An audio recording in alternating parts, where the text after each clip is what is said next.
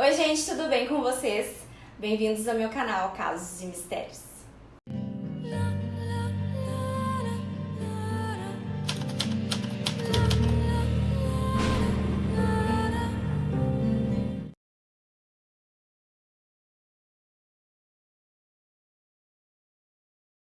Oi meus misteriosos, tudo bem com vocês? Mais um vídeo aqui do canal, mais um vídeo aguardado e muito pedido lá no meu perfil do Instagram.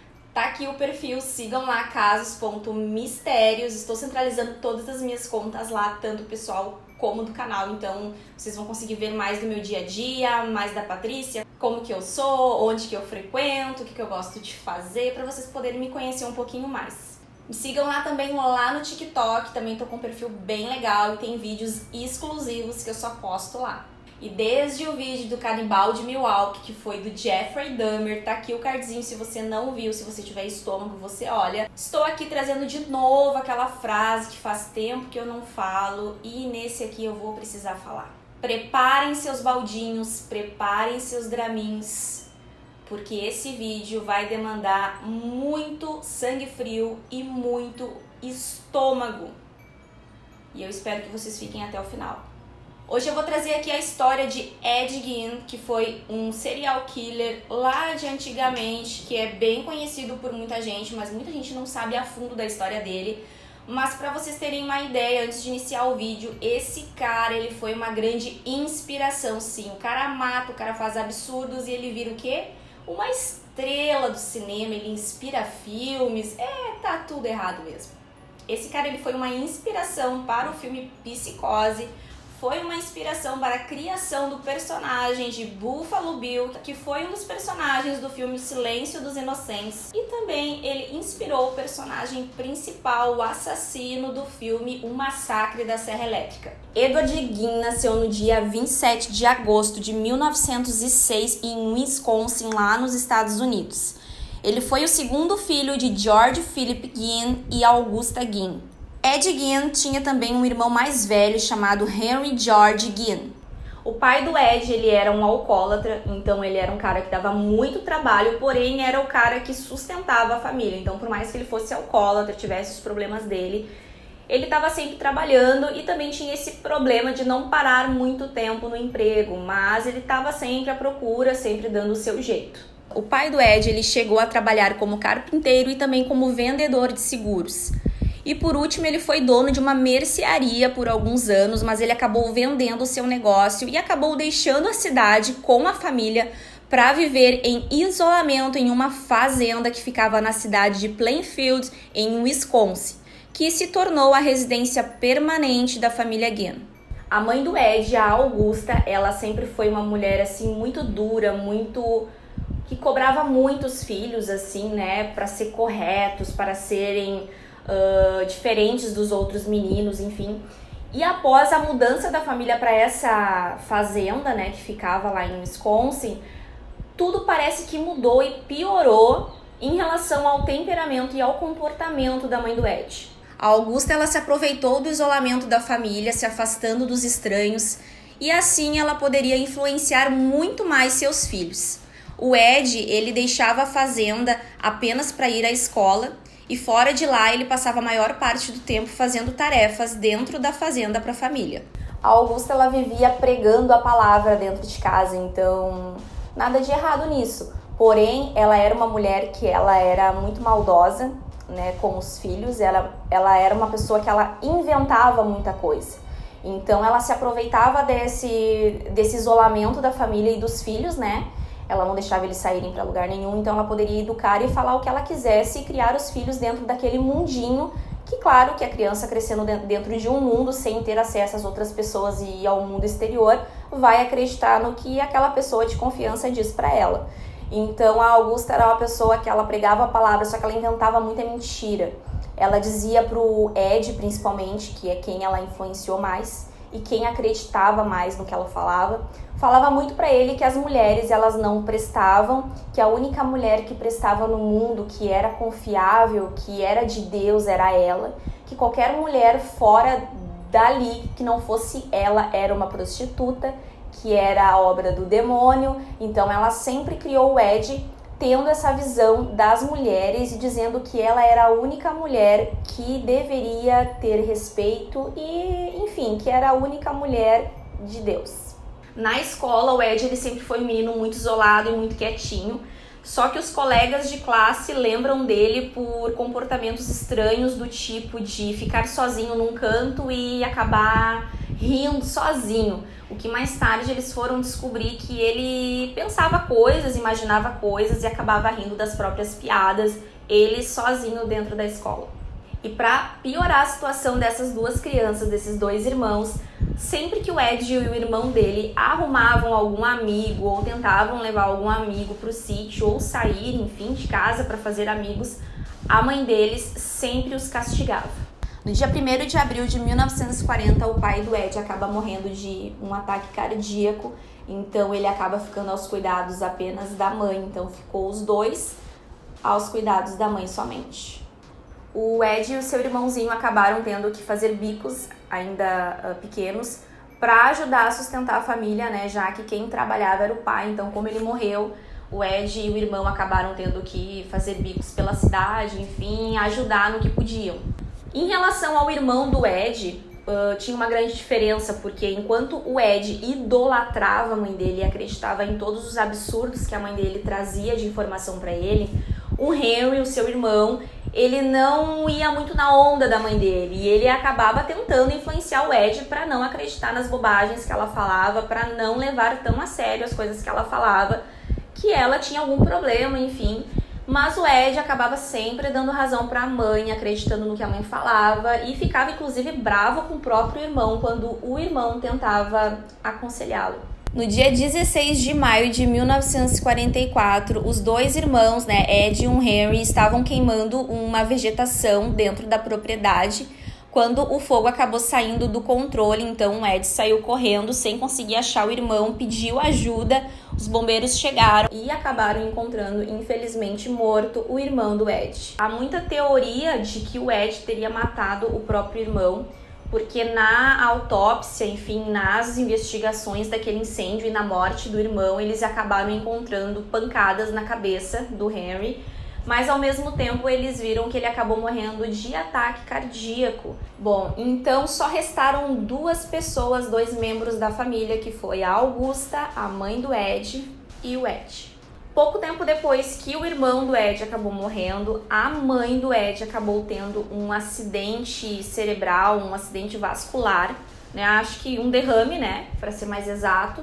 E a partir disso ela acabou ficando totalmente dependente do Ed, então ela ficava de cama o tempo todo e o Ed tinha que cuidar dela o tempo todo, enfim, ao mesmo tempo que colocar comida para dentro de casa, cuidar da casa, cuidar de tudo. Ele ainda tinha a sua mãe para ter que cuidar. E depois, desse primeiro acidente vascular que ela teve, ela acabou tendo outro acidente. Ela teve um segundo derrame, o que deixou ela totalmente paralisada. A partir daí, a sua saúde só piorou até que ela acabou falecendo no dia 29 de dezembro de 1945, aos 67 anos. Quando a mãe do Ed morreu, ele tinha em torno de quase 40 anos de idade.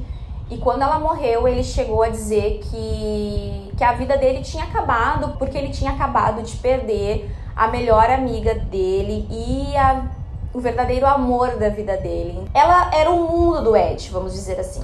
E ele chegou a dizer que ele estava extremamente arrasado porque ele estava agora realmente se sentindo absolutamente sozinho.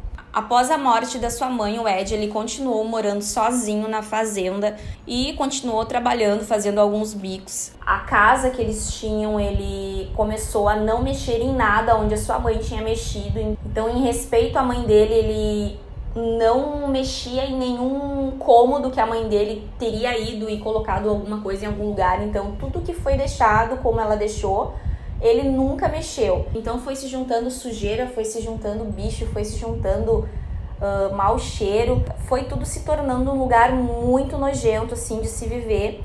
E em respeito, à sua mãe, que ele fazia isso por respeito à mãe e não mexer nas coisas e nos cômodos onde ela tinha mexido, ele dormia num quartinho no outro andar da casa. Nessa época também ele começou a se interessar muito por nazismo, por coisas ruins que os nazistas faziam, aos judeus. gostava muito de ver, assim, ler revistas que falavam de morte, que falavam de canibalismo.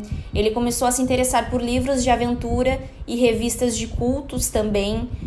E ele começou a fazer, assim, muitas visitas ao cemitério local. Nessa época, o Ed ele começou a fazer visitas ao cemitério da cidade, onde ele, antes de ir para o cemitério, na verdade, ele pesquisava os obituários no jornal, mulheres parecidas com a sua mãe, que teriam morrido recentemente. Então ele esperava um horário onde não tinha ninguém no cemitério, ele ia até o cemitério, até a cova dessa pessoa. E eu me arrepiei toda agora, não sei porquê. Aqui é luz, aqui é luz. Ele ia até a cova dessas pessoas, ele desenterrava o corpo, levava o corpo para sua casa e, chegando na sua casa, ele pendurava o corpo e fazia as suas obras de arte. Na sua cabeça ele tinha... Gente, eu tô toda arrepiada, eu tô dizendo pra vocês, eu tô... Se eu pudesse mostrar as minhas pernas agora. Bom, continuando. Não nos abalaremos, não se abalemos. Assim, pra vocês entenderem a continuação desse vídeo, na cabeça do Ed, ele queria reviver a mãe dele. Ele queria trazer de alguma forma a mãe dele de volta, isso dentro da cabecinha dele. Então, o que ele fazia? Ele pegava mulheres parecidas com a mãe dele, ele cortava a pele, tirava a pele de perfeita forma, que eu nem sei como que ele conseguia fazer aquilo. Às vezes ele tirava o rosto das mulheres para fazer máscara, ele tirava toda a pele.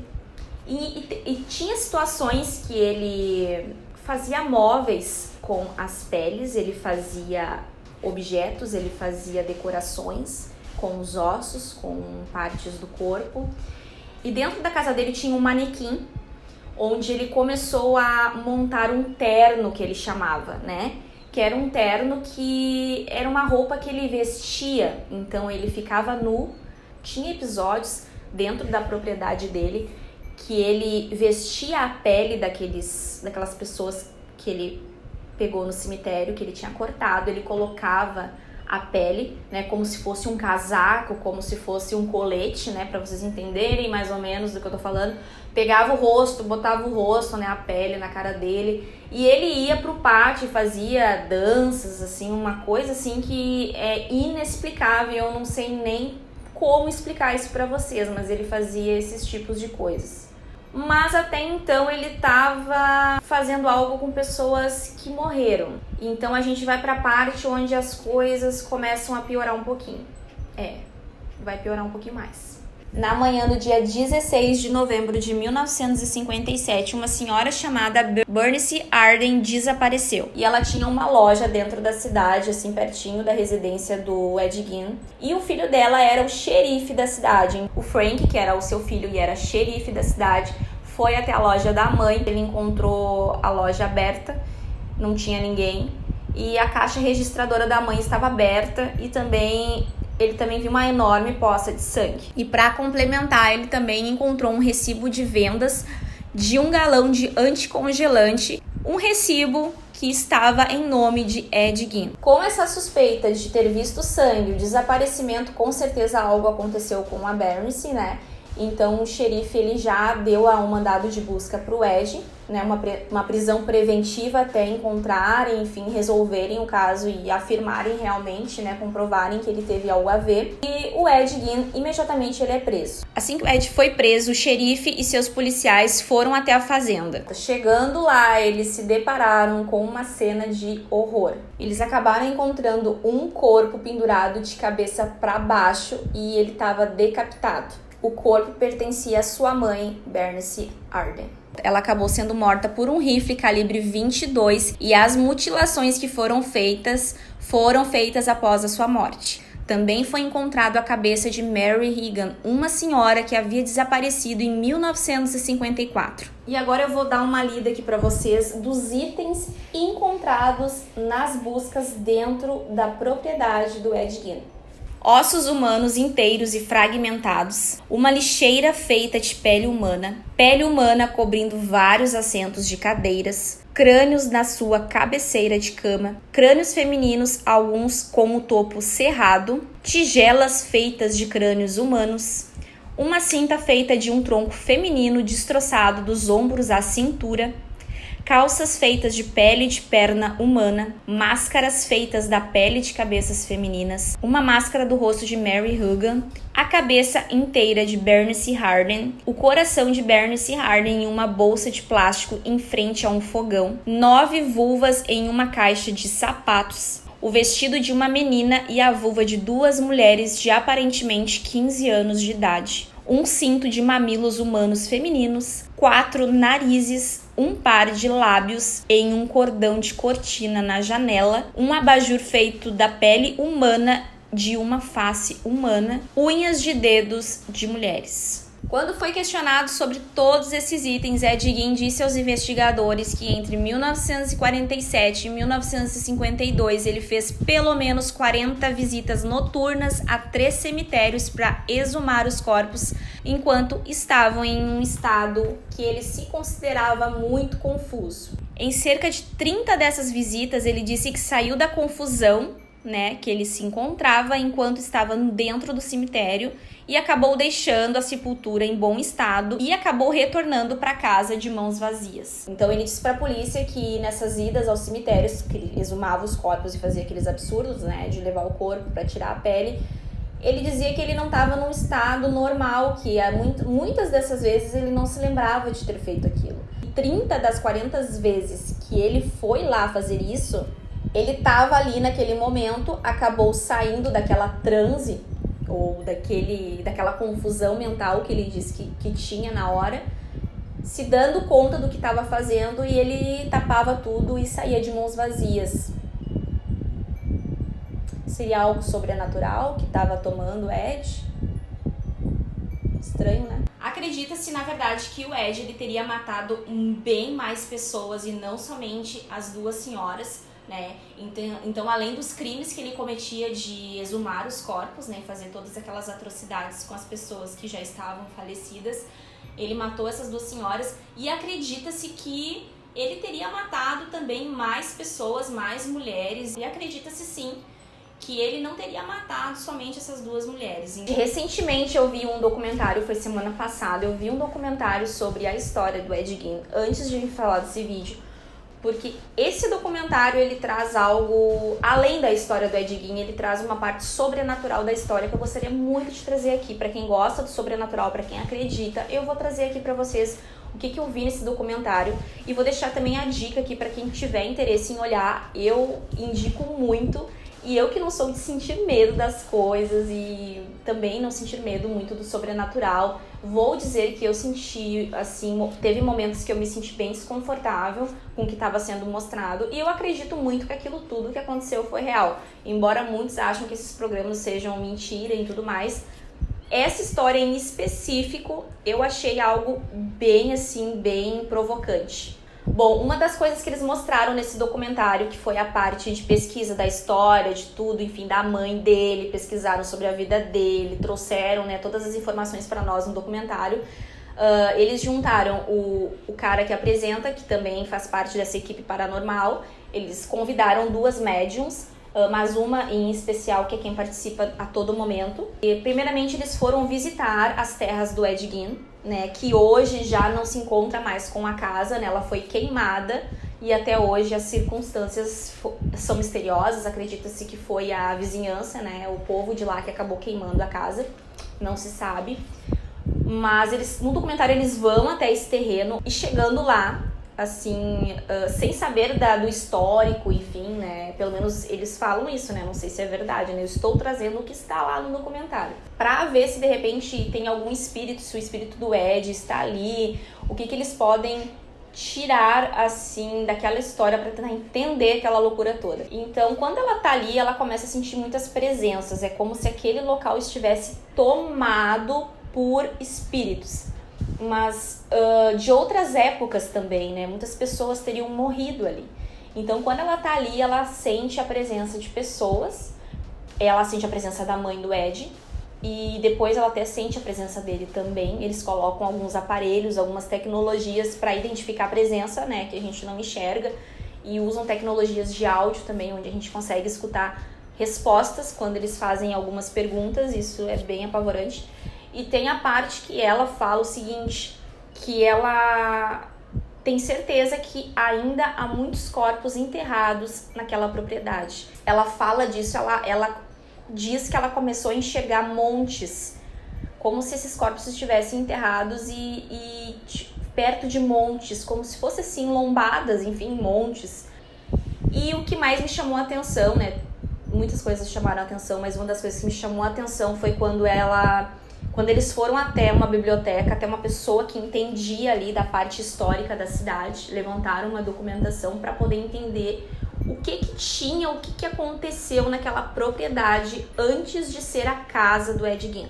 Dentro dessa pesquisa, a senhora falou que aquelas terras, ela era um território onde houve uma guerra em 1832, que foi uma guerra entre várias tribos diferentes e o exército dos Estados Unidos, e que houve naquela propriedade, né, naquelas redondezas ali, em torno de 400 a 600 mortes. E quando os nativos, né, que foram mortos nessa guerra eram enterrados, eles eram enterrados em montanhas.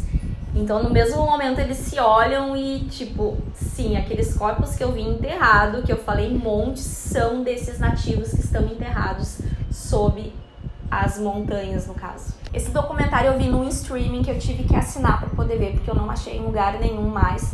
Mas mesmo assim eu vou deixar aqui na descrição para quem tiver interesse. Também tem aqueles dias grátis, né? Para quem quiser, assina, olha ali rapidinho, né? Ed Gein foi dado como mentalmente incapaz e mandado para um hospital psiquiátrico assim que foi preso. E em 1968 os médicos declararam que ele estava são o suficiente para ir ao tribunal. O julgamento começou no dia 14 de novembro e durou uma semana. Ele foi considerado não culpado devido à insanidade e Ed Gein passou o resto dos seus dias num hospital psiquiátrico. Ed Gein acabou morrendo no dia 26 de julho de 1984, vítima de uma falha cardíaca e respiratória devido a um câncer. Então, gente, eu preciso dar mais explicações por que esse cara influenciou e inspirou esses filmes. Eu acho que o filme que mais bem retrata essa história seria o filme Psicose. Pra quem não gosta de olhar filme antigo, pra quem não tem interesse em olhar esse filme, podem ver a série, que é o Bates Motel. Essa série ela é baseada nessa história também, e é bem mais recente, então pra quem não quer ver o filme, que é muito antigo, tem essa série que é maravilhosa. Se vocês gostaram do vídeo aqui do canal de hoje, não se esqueçam de deixar o like, que ajuda bastante a divulgar o canal, gente. Se inscrevam aqui também, não se esqueçam de se inscrever aqui no canal. Me siga lá no Instagram, casos.mistérios, e lá no TikTok também, tô com um perfil bem bacana, vídeos exclusivos, não esqueçam. E eu vejo vocês no próximo vídeo. Um beijo!